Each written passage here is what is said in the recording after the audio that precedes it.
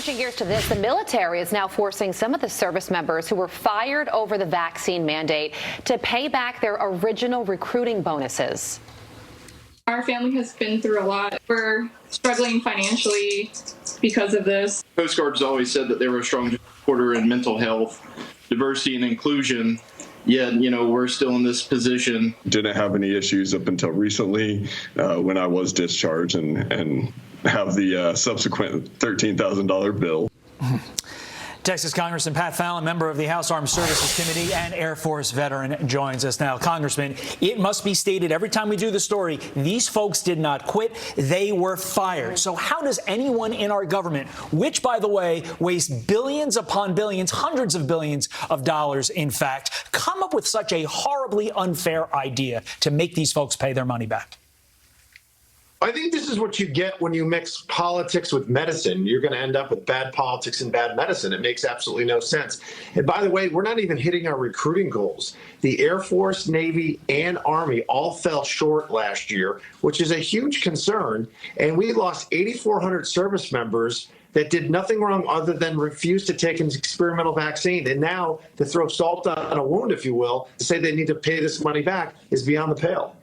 Yeah, we're talking about military readiness here. And right now, Republicans are trying to get government spending under control. Some members of your party are saying that cuts to defense spending are on the table. Do you support that? No, there are a few. There are some voices. We have a diverse, unlike the Democrats, the Republican conference has a diversity of thought. But I think that we definitely need to get spending under control. But with entitlements and there's billions, actually hundreds of billions of dollars being wasted in other areas, you don't start with defense. We can all shore it up a little bit, but this is ridiculous. And hopefully you and your fellow Republicans in Congress can do something to stop this underlying problem of making these brave men and women who give so much of their lives to our country pay back a bonus. It is ridiculous. Meantime, want to get your thoughts on this. Texas is one of 20 states suing the Biden administration over a migrant parole program that welcomes up to 30,000 migrants into the U.S. each month. And you and other Texas Republicans are calling on President Biden to reimburse the state for its efforts to secure the border, along with requesting a meeting to discuss the crisis. Seems like the Biden administration likes to say it has full authority to handle the border until the bill comes due. Isn't that right, Congressman? It's cost the state of Texas literally billions of dollars. And you look at the fact that the border it's beyond a crisis. It's a catastrophe in so much as we had never had a month in our history where we had 200,000 illegal border crossings. That had never happened. The last 10 months in a row have been over 200,000. Last month in December, 251,000 illegal border crossers. And what's Joe Biden's plan? Not wait in Mexico while your asylum case is adjudicated, or build a wall, or increase deportations, or expedite removals. It's, we're going to allow 30,000 additional folks to come from 3 different countries here legally. That's applying a Band-Aid to an arterial wound.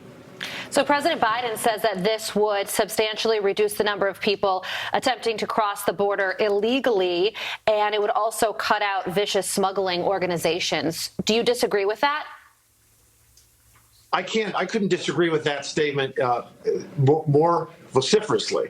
Absolutely do disagree. The way to stop all these illegal border crossings, or at least massively reduce them, is what the prior administration did, which is what President Trump's administration did. We know that 99.9% of these folks are economic migrants. They're not political asylum seekers. So what we do is you say, if you're going to claim asylum, because these NGOs, these non-governmental organizations have told you to do so, we are going to ask you to wait. We'll tell you, you're going to wait in Mexico while your case is adjudicated. That actually would reduce the flow. Because Biden's giving pretty much everyone parole and letting them in the country, he is instituted a de facto open border policy, and more people will come, not less. Yeah, and we know that you want the Biden administration, like Todd said, to reimburse Texas. You wrote that letter. I don't expect them to be cutting the check anytime soon, but E for effort.